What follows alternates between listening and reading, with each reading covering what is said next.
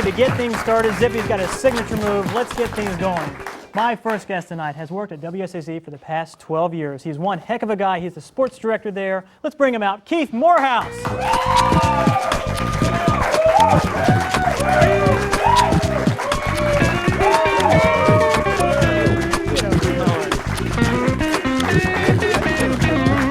Good. They're chanting your name. Wow. They are chanting your name. This is cool to be here. This is awesome. You guys Keith, got a nice setup. Let me tell you something. I know there's some friction between the two of us because, well, you and me, just because of Tim here being on the show a few times, and you weren't really asked to be on the show until now. It's not so much that. Yeah. It's that he spent at least an hour a day with his agent trying to book up late. Yeah, and I think he ought to be working, but whatever. Whatever. How you doing, Keith? We're cool, though, I'm good, right? though. Yeah, we're cool. good. We're good. That's cool. We're good.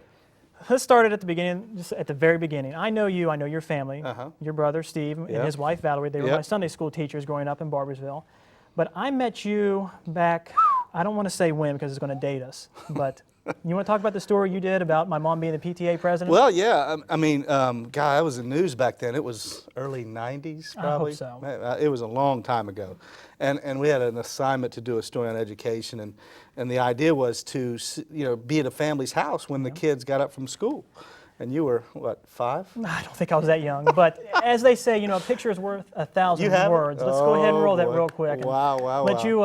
Let you comment on how young both of us look. You can tell the old VCR tape there. It's kind of dark. I sleep in the dark there in the room, of course. My mom waking me up.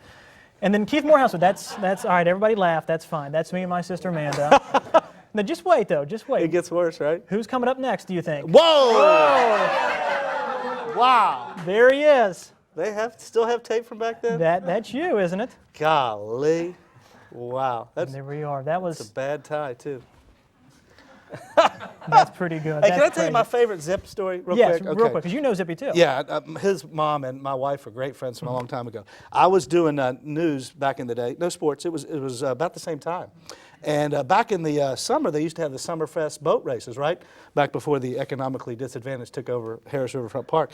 But anyway, what happened was somebody called and said, hey, there's a rumor that Vanilla Ice is in town. And I said, what? They said, yeah, we saw him at a bar. And then the word trickled down that he was a big jet ski enthusiast.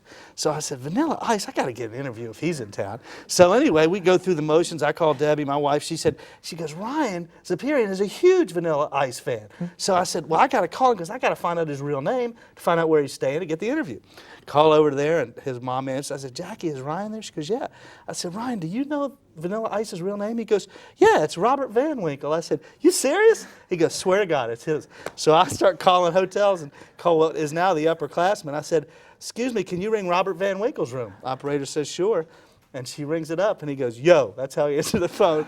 And so I had to sound cool. Instead of saying, is Robert there? I said, yo, Ice. He goes, yeah, what up? And so this is a true story. Zippy set me up. I asked the guy to do an interview. We interviewed him live at the riverfront. Because of All because buddy, of Ryan Zapirian. There we go. Way to go, Zippy.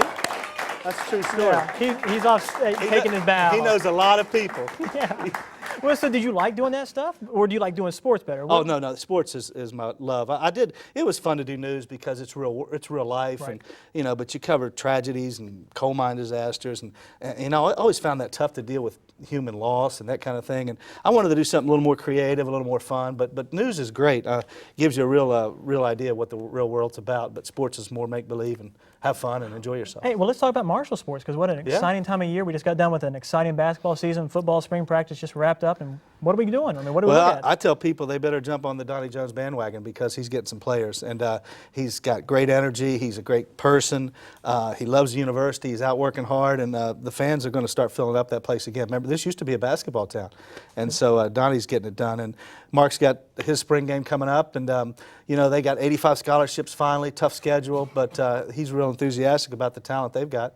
If they can get a quarterback to come in and get things working. Tough schedule, but this could be a year where if they win 6 games, 7 games, they can go back to a bowl and get back to the herd teams. And then we cycle back into basketball late season. 90s. Yeah, it's going to be exciting. Yeah. Let's change subjects really quickly because 2 years ago this time, they just got done wrapping the We Are Marshall movie. And I know that was really close to home with you. I mean, that was your story, more or less. I mean, how did you think they told that story? Well, it's everybody's story. You know, it cuts across so many different lines and so many different people who were involved. The thing that I wanted to make sure of, and those of us who lost people in that plane crash, was that they do it with dignity and respect, and they did that. That's why they kept us so close to the process, and it wasn't because I wanted to be in the movie or be portrayed, but when they came to town, they said, hey, here's a script, look at it, tell us what you think. And I was taken aback, and they did the same thing to Jack Langle and Red Dawson, and that let us know that they were serious about telling this story the right way. So that's why we were so involved with it, and I think the overwhelming reaction from across the country is that it's a very powerful movie, and I think they told the story well. You know, took a few liberties here and there, but by and large, they captured the spirit of what happened back in 1970, and we appreciate them for that. Very powerful movie. Keith, we got to go to commercial. Can you stick around just Absolutely, a little bit? yeah. We're going to have a little bit more with Keith Morehouse. Don't go anywhere.